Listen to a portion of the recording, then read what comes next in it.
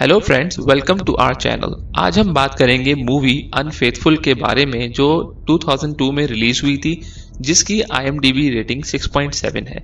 इस फिल्म में lead role play करने वाले एक्टर्स का नाम है रिचर्ड गियर और डायन लेन। तो कहानी कुछ इस तरह शुरू होती है कि एडवर्ड और कॉनी वेस्टचेस्टर काउंटी, न्यूयॉर्क के आला इलाके में रहते होते हैं अपने 8 साल के बच्चे चार्ली के साथ।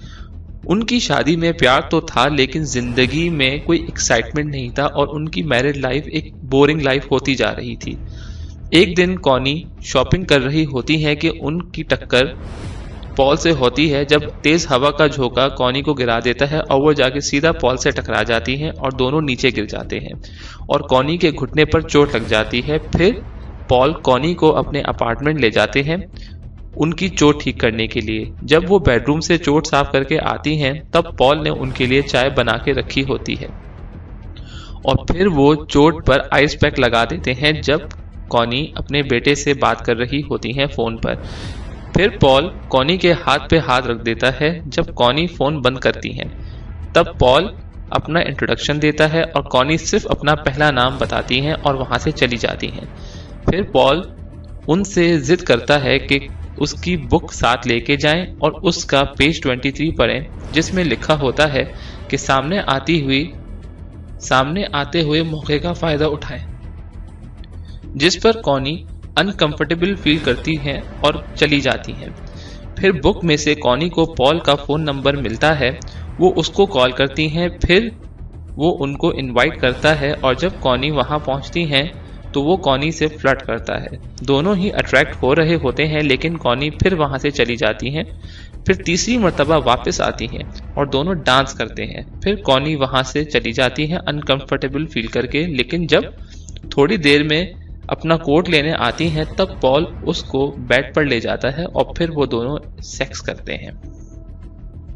जो भी कुछ हो रहा होता है, कॉनी उससे डर तो रही होती है, लेकिन साथ ही साथ उस मोमेंट को वो दोनों एंजॉय भी कर रहे होते हैं।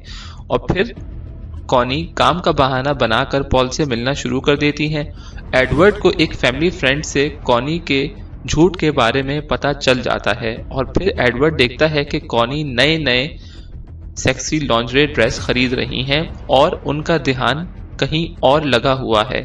और फिर एडवर्ड कॉनी को एक और झूठ में पकड़ता है जब वो झूठा सलून अपॉइंटमेंट बताती हैं।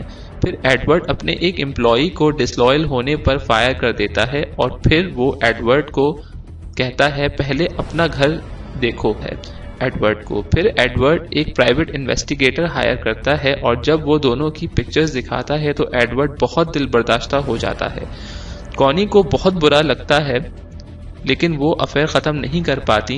फिर वो एक दिन चार्ली को पिक करने में लेट हो जाती हैं, तब वो पॉल से अफेयर ख़त्म करने का तय कर लेती हैं। जब वो जाती हैं तब वो पॉल को किसी और लड़की के साथ देखती हैं लाइब्रेरी में।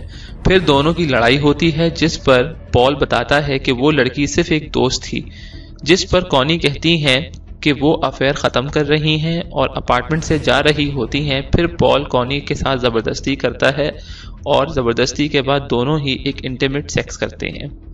जैसे ही कॉनी वहां से जाती हैं, उसी वक्त एडवर्ड पॉल के पास आता है। फिर वहां एडवर्ड पॉल के पास वही ग्लोब देखता है जो ग्लोब उन्होंने कॉनी को गिफ्ट किया होता है। और जब वो पॉल से पूछते हैं कि ये ग्लोब तुम्हारे पास कहाँ से आया, तब उनको पॉल बताते हैं कि ये गिफ्ट उनको कॉनी ने किया है। फिर उसके बाद वो इतना गुस्से में आ जाते हैं कि वो पॉल को जान से मार देता है। जब वो सबूत साफ कर रहा होता है, उसी वक्त कॉनी पॉल के फोन पर मैसेज देती हैं कि वो अफेयर खत्म कर रही हैं और वो अपनी फैमिली को और धोखा नहीं दे सकती।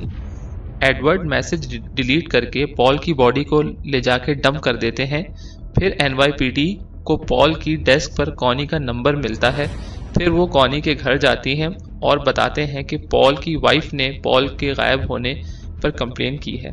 कॉनी बहुत सरप्राइज होती हैं ये जान के कि पॉल की बीवी भी है। कॉनी कहती हैं कि वो बमुश्किल ही जानती हैं पॉल को। फिर डिटेक्टिव एक हफ्ते बाद आते हैं और बताते हैं कि पॉल की बॉडी मिल गई है, जिस पर कॉनी रिएक्ट करती हैं बहुत अजीब तरीके से और वो एडवर्ड और डिटेक्टिव दोनों ही देखते हैं। और फिर जब कॉनी एडवर्ड के कपड़े ड्राई क्लीन पर ले जा रही होती हैं तो उनको एडवर्ड के कपड़े में से पॉल और अपनी पिक्चर्स मिलती हैं और वो ये समझ जाती हैं कि एडवर्ड सब जानता है। फिर पार्टी में कॉनी वही ग्लोब वापस देखती हैं जो उन्होंने पॉल को गिफ्ट किया होता है। तो इसका मतलब वो समझ जाती हैं कि एडवर्ड और पॉल के बीच कुछ हुआ है जिस वजह से पॉल गायब हुआ था।